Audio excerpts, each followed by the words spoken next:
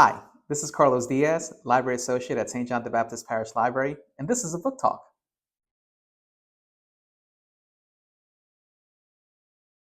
Today's book talk is God Bless You, Otis Spunkmeyer, a novel by Joseph Earl Thomas. Aspiring and unsparing debut novel about Black life in Philadelphia and the struggle to build intimate connections through the eyes of a struggling ex-Army grad student. After deployment in the Iraq War, Joseph Thomas is fighting to find his footing. Now an MD PhD student at the University of Pennsylvania and an ER tech at a hospital in North Philly, he becomes interested in the Holmesburg prison experiments. Through the curiosity, he comes to know his estranged father, who's serving time there. Meanwhile, his best friend, Murray, a fellow vet, judges the journey he sets off, while simultaneously pushing him toward a ruinous self discovery, balancing single fatherhood, his studies, and long shifts at a hospital as he becomes closer than he ever imagined with his estranged father. Joseph tries to articulate vernacular understandings of the socio-political struggles he recounts as participant, observer, and home against the assumptions of his more storied friends and colleagues. God Bless You, Otis Spunkmeyer is a powerful examination of everyday Black life. The themes are health and sex, race and punishment, and the gaps between our desires and our politics. And that's it. What we have here is a very it's a spare novel.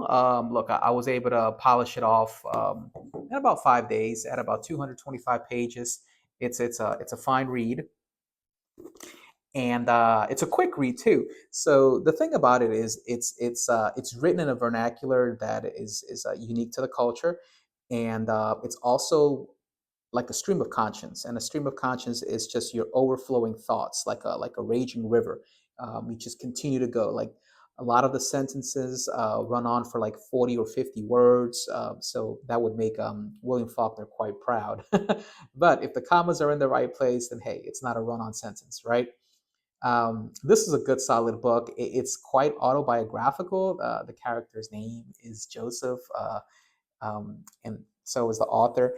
There's similarities that are there. I don't assume that it's autobiographical, but sometimes authors like to produce fiction, thinly veiled fiction that could be an autobiography, but they embellish a little bit. Therefore, it falls within the parameters of fiction.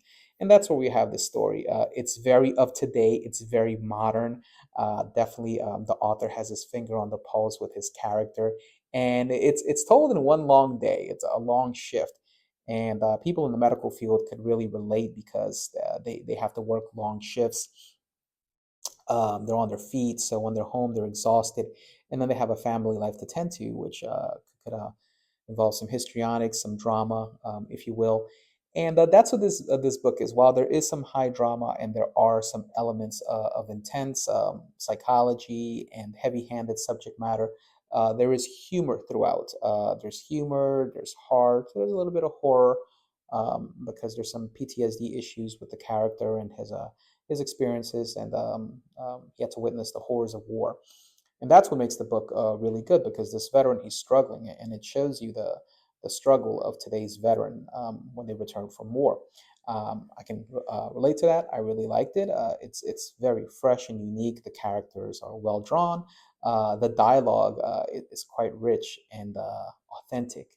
And while there's some scurrilous language, colorful words here and there, it's good, solid entertainment for an adult reader.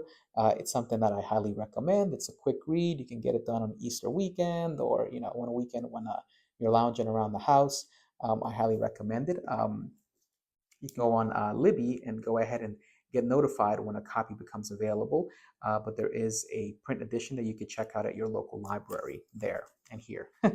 So if you want to check out a good book with a solid story, good characters, a fast read, something that delves into the mind of our veterans and how they want to turn the page from their days in uniform, and how they sometimes struggle to go ahead and transition to civilian life, then this is definitely a novel that I highly recommend.